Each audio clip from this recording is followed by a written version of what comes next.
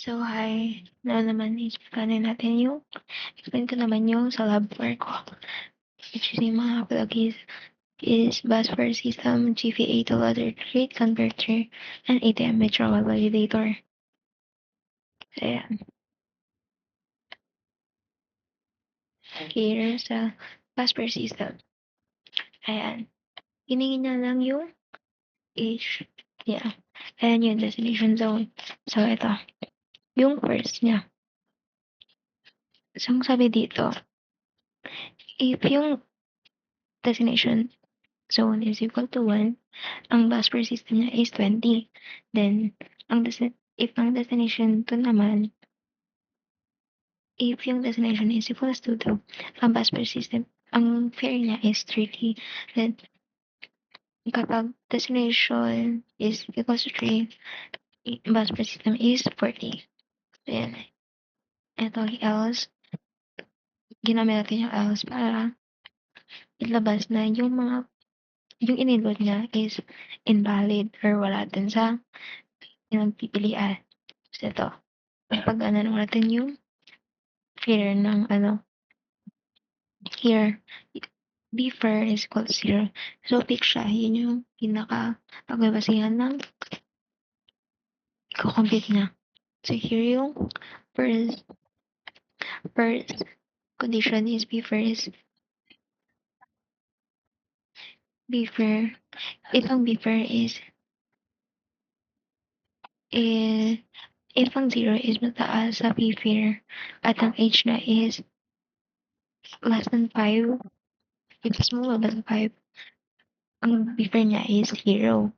Tapos, kapag ang age na is 5 to 18, ang buffer niya is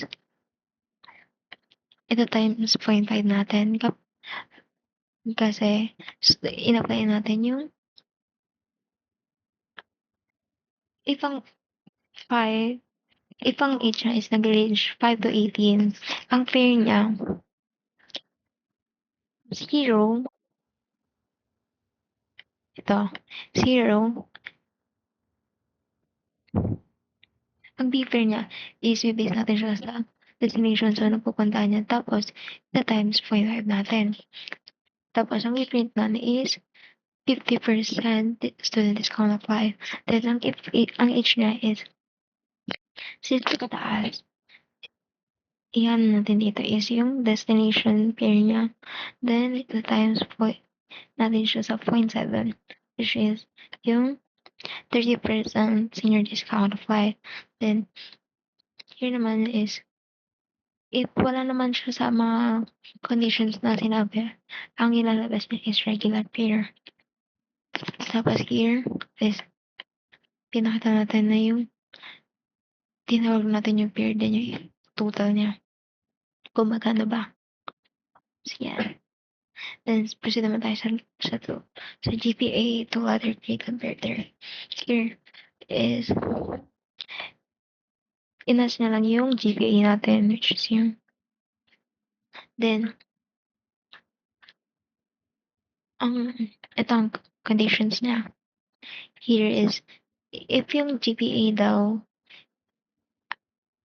if yung GPA niya is 3.6 hanggang 4.0, ang lalabas na is A. Nag-range siya sa 3.6 to 4.0. A ang lalabas na. Then, second condition naman, if ang GPA niya is 3.0 to 3.9 is B. Then, if ang GPA niya is 2.0 to 2.99, ang lalabas niya is C. Then, if ang GPA niya is 1.0, then to 2.99, ang lalabas niya is T. So, ito.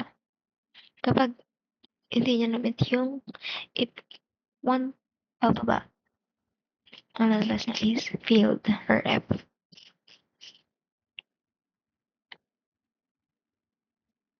Ready?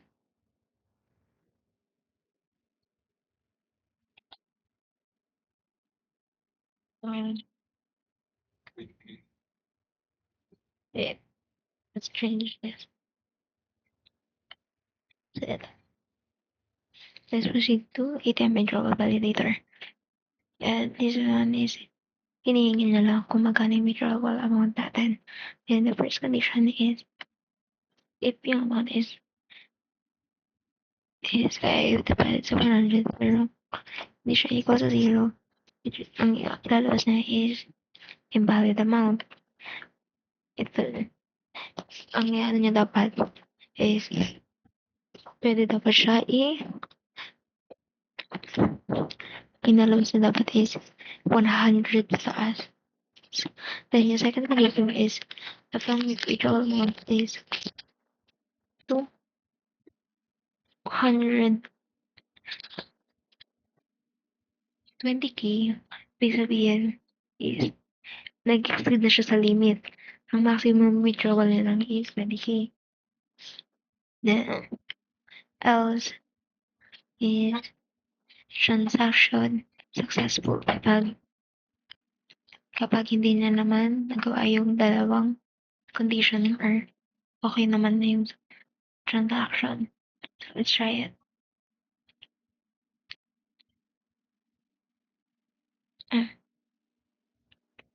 So, here in Passpare system. Let's go back. So, here, sabi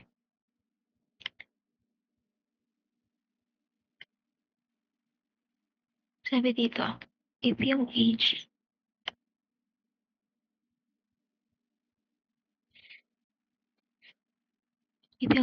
is 0, 5 pababa, sabihin natin, 3. Tapos, ang destination na siyang is 1. Wait. So, yan. Try ulit natin.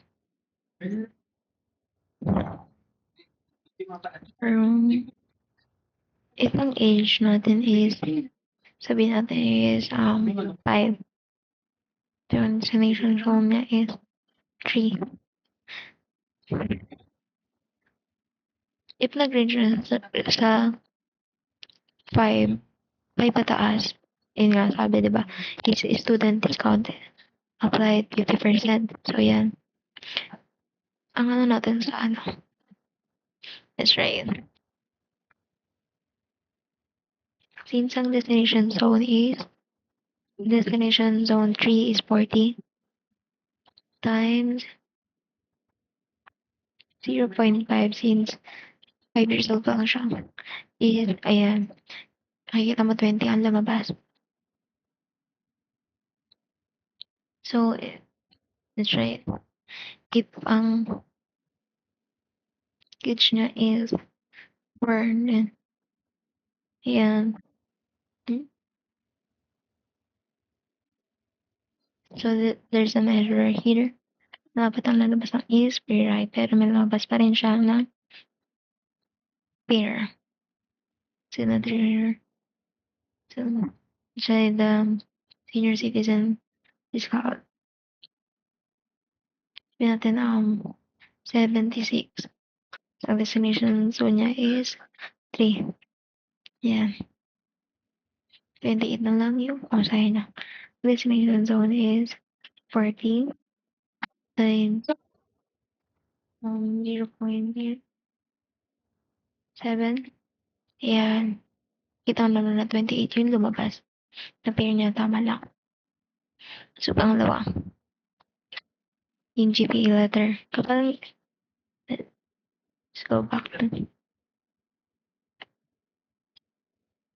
ay,